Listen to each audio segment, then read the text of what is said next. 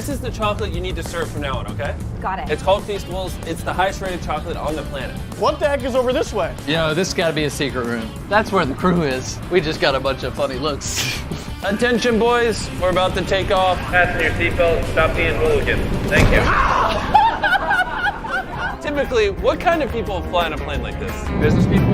How do my dumb friends compare? Pretty dumb, I guess it's At this price point, they serve the highest quality food anytime you want it and wherever on the plane you want it. Even in your own private master suite. What's up?